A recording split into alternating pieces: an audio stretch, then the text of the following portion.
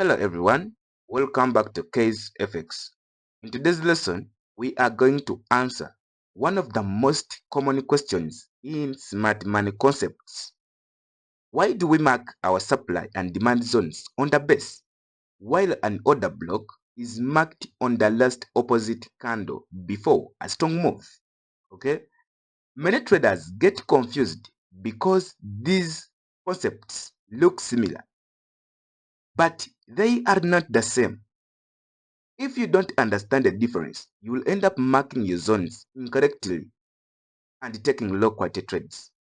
In this video, I will explain the logic behind both concepts in a simple and practical way.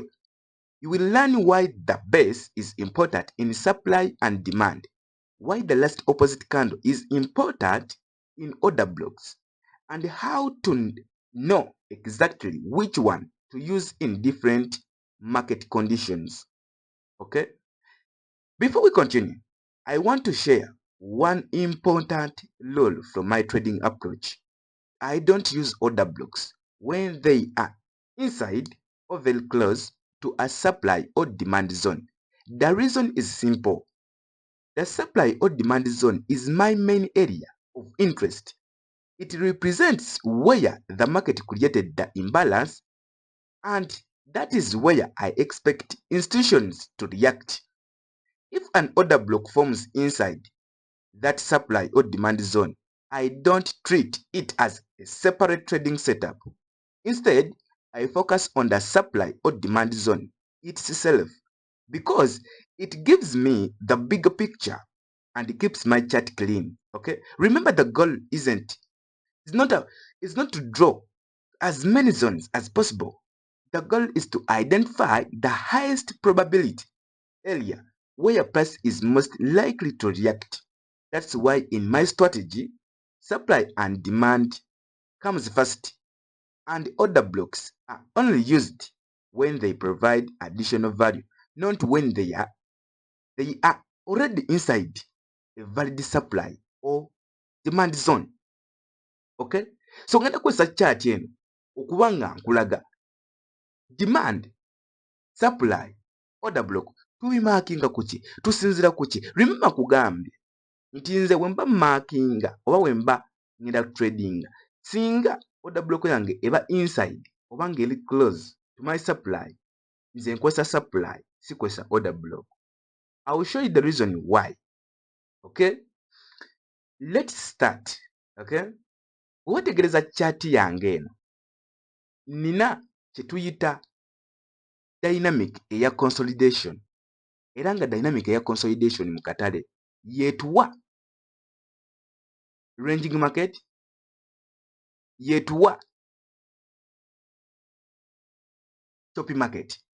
Okay, so now twagala kuseninga because market already laga nti egenda kukola ki, kuseninga according to dynamic jerimu ya consolidation.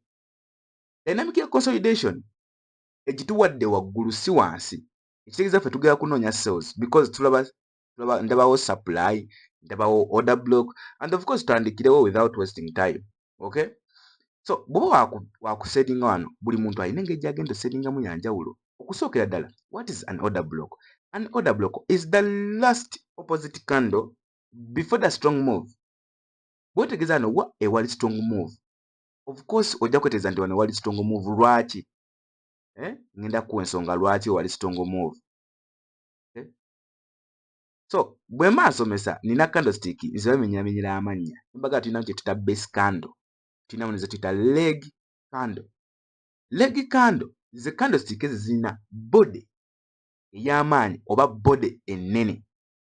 Ekitegeeza nti ezo candlestick ezirina body ennene ze zitulaga ziyindikatinga nti ba institutions babadde oba basimbudde wano oba bayingiridde wano. Kubanga institution trader tasobola simbula n'aka candlestick katono. Which means nti order block yaffe tuginoonyeza wali ewali strong move. Ekikola strong move ze candlestick ezo ennene. Okay, so bw'otegeeza nti tulinawo order block, but when you look closer tuyinawo ne supply zone, kubanga supply zone tugala tugimarkinga kuki, tumarkinga the zone, the old base. tumakinga the all base.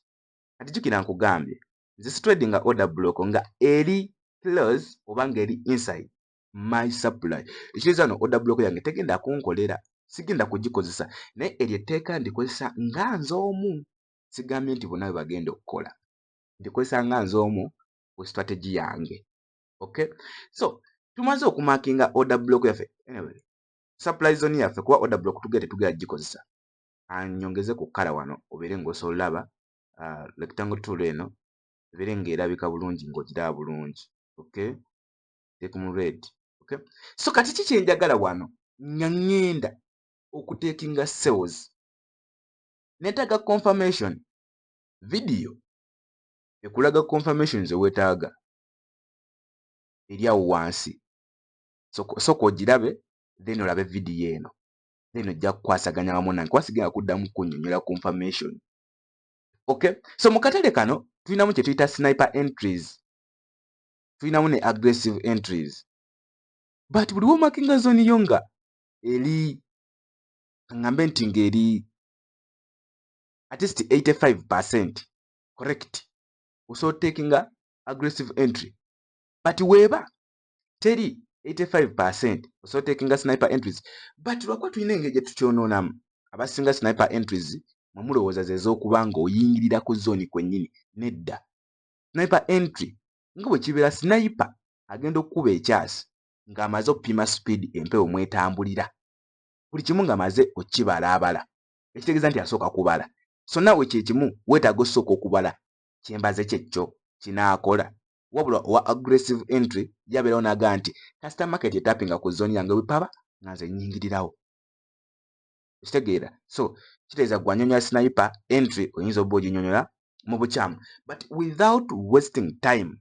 Katugende ku kyatulese, nkugeesigala kunyonyola confirmation nasonga video ennyonnyola ku confirmations nagikoze oba nagikola, ginoonye eri awo wansi. Okay, so tuga playing market en tulabe mpaka lwetuuka ku zone yaffe. Nze ngenda yingira nkulage wawe ngenda oyingirira. Okay, tulina market eddeyo ku zone yaffe. Boom, market ezeeyo ku zone yaffe. Market bwezeeyo ku zone yaffe, abamanyi confirmation wano ngenda kuyingira sales. Okitegeera, eno GBP USD abaga GBP tesobola kukola $2 ng'olina capital wa $3. Kati let me show you. So ngenda kunoonya stop loss wange wa pips 7.5 ne bwe ziba 7, kale tugambe 7.5. Okay, njagala kale tulekawo mu 7.4. Noonye pips 2 wansi. Noonye pips bimeka? 2. Okay, noonye pips 2 n'okugwamu n'obutonotono. So noonya 2, anoonye 2.20, 2.22. Ze ngenda okunoonya pips ogenda kunga zinaleeta simanyi, but okusinza nti makinze zone yange correct, nze mmanyi eri 85% correct. Let me show you. Kakati kyentegeeza mu pips 7.4 kitegeeza ngenda riskinga $7.4. Kitegeeza singa market egaana okukwata direction mwe mba gibalidde egenda kuntemako $7.4, wabula singa ekwata direction gye njagala egenda kunkolera $2.22. Without wasting time, let us sell. Okay, let us sell. Tetwagala kumala budde. Okay, so stop loss wange nga nkugambye wa $7.4. Okay, tulekaawo 7.5, then take profit 2.22. Okay, then confirm. Okay, tulengemu tulabe etwa kye twagala oba nedda, etujjamu oba nedda. Okay,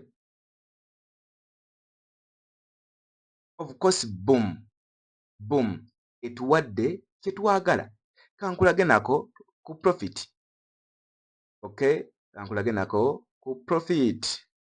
So bwetegeeza tukoze profit wa $2.22. Simple, secure, tested, approved. So you are subscribing.